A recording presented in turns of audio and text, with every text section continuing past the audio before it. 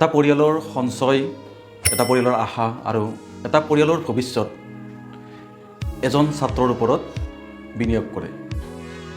আচলতে আমি যেতিয়া এজন ছাত্ৰই পৰীক্ষাত অৱতীৰ্ণ হোৱাৰ পাছত বা এটা কম্পিটিটিভ এক্সামত অৱতীৰ্ণ হোৱাৰ পাছত তেওঁ ফলাফললৈ যেতিয়া অপেক্ষা কৰে, আমি অকল সেই ছাত্ৰজনেই নহয়, সেই ছাত্ৰজনৰ লগত তেওঁৰ গোটেই পৰিয়ালটো সাঙুৰ খাই পৰে। দেউতাকে ধাৰ কৰি হওক বা যিকোনো উপায়ে তেওঁ পইচাৰ যোগান ধৰে। মাকে যিমান টান থাকিলেও ল'ৰাজনক কয়, তই বেলেগ একো চিন্তা কৰিব নালাগে, অকল পঢ়াৰ কথা চিন্তা কৰা, যিকোনো প্ৰকাৰে এই এক্সামটো যদি ক্ৰেক কৰি লৈ ভৱিষ্যতৰ দিনত এগৰাকী ভাল ডক্টৰ বা ভাল ইঞ্জিনিয়াৰ হ'ব পৰা, তেতিয়াহ'লে আমাৰ পৰিয়ালটোৱে সুখৰ মুখ দেখিব।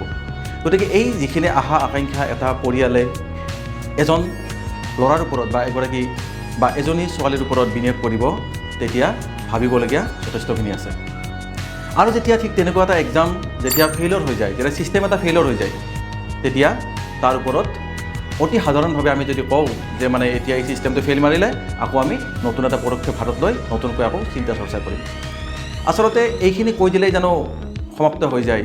যদি ছিষ্টেমে ফেইল কৰে, তেতিয়াহ'লে ছাত্ৰগৰাকীয়ে আশা কিহৰ ওপৰত কৰিব? গতিকে এতিয়া যি প্ৰটেষ্ট চলি আছে ভাৰতবৰ্ষৰ এডুকেশ্যন মিনিষ্টাৰৰ পদত্যাগৰ কাৰণে আৰু বিভিন্ন দাবীত, আচলতে বহু ক্ষেত্ৰতে এইটো এটা চিন্তাৰ বিষয়। এটা পৰীক্ষা কেৱল এজন ছাত্ৰ বা এটা পৰিয়াল নহয়, দেশৰ লাখ লাখ পৰিয়ালে সেই পৰীক্ষাটোৰ ওপৰত ডিপেণ্ড হৈ ইন ফিউচাৰ তেওঁলোকৰ পৰিয়ালৰ সুখৰ ভৱিষ্যত দেখাৰ কাৰণে চেষ্টা কৰে। এতিয়া যদি চৰকাৰখনে ভাবে যে আমাৰ কোনো ভুল নাই, আমি পদত্যাগ কৰিব নোৱাৰোঁ বা আমি পদত্যাগ কৰিব নালাগে, এইখিনি কথা ক'লেই যেন সমাপ্ত হৈ যায়। জনসাধাৰণে তেওঁলোকৰ ওপৰত থকা যিখিনি বিশ্বাস, সেই বিশ্বাসটো ৰক্ষা কৰাৰ দায়িত্বটো কাৰ? তেওঁলোক কাৰ কাৰণে? ক্ষমতা তেওঁলোকৰ হাতত দিছে, ক্ষমতা কিহৰ কাৰণে? জনসাধাৰণৰ ওপৰত প্ৰয়োগ কৰাৰ কাৰণে নে জনসাধাৰণৰ কাৰণে? সাধাৰণ মানুহৰ কাৰণে ক্ষমতাৰ প্ৰয়োজন, সাধাৰণ মানুহৰ কাৰণে তেওঁলোকৰ হাতত ক্ষমতা দিয়া হৈছে। গতিকে এইখিনি কথা নিশ্চয় তেওঁলোকে বিবেচনা কৰিব লাগিব। আৰু যেতিয়া এটা ছিষ্টেম ফেইল কৰে, এই যিটো নীট এক্সাম, বিশেষকৈ নীটক লৈ, অকল নীটেই নহয়, বিভিন্ন ধৰণৰ এক্সাম ইতিমধ্যে স্কেম হৈছে বুলি আমি সকলোৱে দেখা পাইছোঁ আৰু বিভিন্ন ধৰণৰ পেপাৰ লিক হৈছে আমি গম পাইছোঁ। এতিয়া এই যিটো পেপাৰ লিকৰ কাৰণে যিবোৰ অৱস্থাৰ সৃষ্টি হৈ আছে, ইয়াৰ কাৰণে আমি এজন বা দুজন মানুহক অকল দোষী কৰিলেই নহ'ব। এটা সম্পূৰ্ণ ছিষ্টেম ফেইল হৈছে। এই ফেইল হোৱা ছিষ্টেমটো উদ্ধাৰ কৰাৰ দায়িত্ব কাৰ? এতিয়া ছাত্ৰ সমাজৰ বা যুৱ সমাজৰ বা ভাৰতবৰ্ষৰ নাগৰিকৰ এই ছিষ্টেমটোৰ ওপৰত বিশ্বাস থাকিবনে?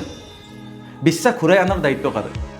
যদি বিশ্বাস ঘূৰাই আনিব লাগিব, তেতিয়াহ'লে যদি এলিগেশ্যন আহিছে, নিশ্চয় ইনভেষ্টিগেশ্যনৰ প্ৰয়োজন আছে। আৰু ইনভেষ্টিগেশ্যন যেতিয়া কৰিব লাগিব, তেতিয়াহ'লে নিৰপেক্ষভাৱে কৰিব লাগিব। যি ছিষ্টেম ফেইল কৰিলে, সেই ছিষ্টেমৰ যিসকল বিষয়ববীয়া আছিল, সকলোৰে ওপৰত তদন্ত কৰা হ'ব আৰু তেওঁলোকক তেওঁলোকৰ দায়িত্বৰ পৰা নিশ্চয় অব্যাহতি দিব লাগিব। আৰু যদি এটা নীট এক্সাম হয়, তেতিয়াহ'লে সেই এক্সামটোৰ লগত জড়িত থকা অকল আমি NTA কথা ক'লেই নহ'ব। আমি তেতিয়াহ'লে ক'ব লাগিব যে যি ভাৰতবৰ্ষৰ যি ইউনিয়ন মিনিষ্টাৰ আছে, এডুকেশ্যন মিনিষ্টাৰ ধৰ্মেন্দ্ৰ প্ৰধান, তেওঁ নিশ্চয় তেওঁৰ দায়িত্বৰ পৰা পদত্যাগ কৰিব লাগে। তেওঁ দোষী হওক নতুবা নিৰ্দোষীয়ে হওক, কিন্তু এটা সম্পূৰ্ণ নিৰপেক্ষ তদন্তৰ কাৰণে তেওঁ ভাৰতবৰ্ষৰ জনসাধাৰণৰ যি বিশ্বাস, গণতন্ত্ৰৰ ওপৰত থকা বিশ্বাস, সেইখিনি ঘূৰাই অনাৰ কাৰণে বা বৰ্তাই ৰখাৰ কাৰণে তেওঁ জানো এইখিনি ত্যাগ কৰিব নালাগিব? মই ত্যাগ শব্দটো এইকাৰণে কৈছোঁ, কাৰণ তেখেতৰ ভুল থাকিবও পাৰে, নাথাকিবও পাৰে। আমি হেডলাইনত দেখি আছোঁ নীট পেপাৰ লিক নতুবা বিভিন্ন ধৰণৰ কেলেংকাৰী, কিন্তু আমি অকল সেই ছিষ্টেমটোক চালেই নহ'ব, তাৰ অন্তৰালত কি আছে, সেই ছাত্ৰগৰাকী বা সেই ছাত্ৰীগৰাকীৰ মনত কেনেকুৱা ধৰণে ক্ৰিয়া কৰিছে। তেনেকুৱা ধৰণৰ হাজাৰ হাজাৰ ছাত্ৰ ছাত্ৰীয়ে এই ছিষ্টেমটোৰ ওপৰত থকা ভৰসা বাদ দিয়াৰ পাছত তেওঁলোকৰ মানসিক অৱস্থাটো কেনেকুৱা হ'ব পাৰে। সকলোৱে আমি একেধৰণে চিন্তা চৰ্চা কৰিলেই নহ'ব। কিছুমানৰ ভৱিষ্যত শিশু অৱস্থাৰ পৰাই লাভ কৰে, তেওঁৰ এটা সোণালী ভৱিষ্যত লাভ কৰে, তেওঁৰ এডুকেশ্যন যেনেকুৱাই নহওক কিয় তেওঁ আগবাঢ়ি যাব পাৰিব। কিন্তু সকলোৱেতো তেনেকুৱা নহয়। বহু নাগৰিকৰ, আমাৰ দৰে এখন এই ভাৰতবৰ্ষত বহু মধ্যবিত্ত পৰিয়াল আছে আৰু প্ৰতিটো মধ্যবিত্ত পৰিয়ালৰ আশা তেওঁলোকৰ পৰিয়ালৰ এজন ল'ৰা বা এজনী ছোৱালীয়ে এটা চাকৰি পাব, এটা ভাল সংস্থাপন পাব, এটা ভাল কেৰিয়াৰ ল'ব, তেওঁলোকৰ পৰিয়ালটোৱে ভাল দিন দেখিব। গতিকে এই যি আশা আকাংক্ষা, এই যি ভৰসা, ছিষ্টেমৰ ওপৰত থকা যি বিশ্বাস, এই বিশ্বাস ঘূৰাই অনাৰ দায়িত্ব চৰকাৰৰ হাতত আছে। যি এতিয়া আন্দোলন বা প্ৰতিবাদ হৈ আছে, এই প্ৰতিবাদক চৰকাৰখনে সন্মান কৰাৰ প্ৰয়োজন আছে।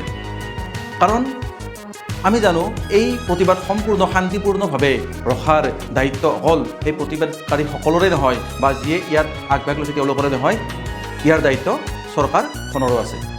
যধে মধে প্ৰতিবাদকাৰীসকলৰ ওপৰত অমানসিক অত্যাচাৰ কৰিলে এই প্ৰতিবাদে নিশ্চয় ভৱিষ্যতৰ দিনত ভয়ংকৰ ৰূপ ধাৰণ কৰিব পাৰে।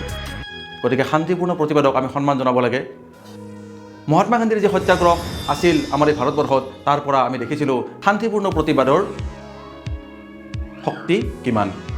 ডক্টৰ বি আৰ আম্বেদকাৰে কনষ্টিটিউশ্যনেল মৰেলৰ ওপৰত তেখেতে কৈ গৈছে, গণতন্ত্ৰ মানে কেৱল ভোট দিয়া নহয়, গণতন্ত্ৰ মানে ভোট দিয়াৰ পিছত প্ৰশ্ন কৰা।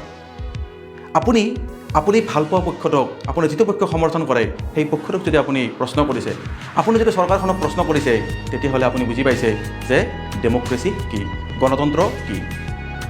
চৰকাৰখনক এনেকুৱাকৈ ভাবিব নালাগে চৰকাৰখনৰ বিৰুদ্ধে যেতিয়া মানুহে প্ৰতিবাদত অংশগ্ৰহণ কৰে তেতিয়া তেওঁলোক চৰকাৰ বিৰোধী হৈ যায়।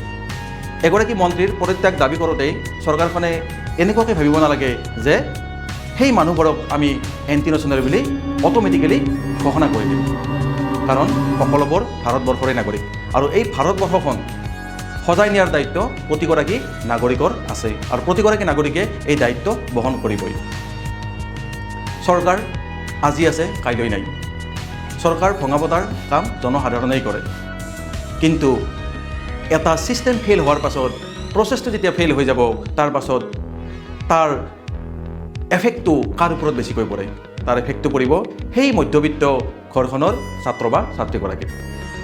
গতিকে আপোনালোক সকলোৱে এই ক্ষেত্ৰত আপোনালোকৰ মতামতসমূহ প্ৰকাশ কৰিব, যুক্তিৰে মতামতসমূহ প্ৰকাশ কৰক, কোনো ধৰণৰ ঘৃণা নহয়।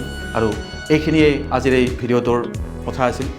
আপোনালোকে নিশ্চয় আমাক ছাপোৰ্ট কৰিব আৰু আপোনালোকে চাই আছিলে নিজাম আনফিল্টাৰ্ড। ধন্যবাদ।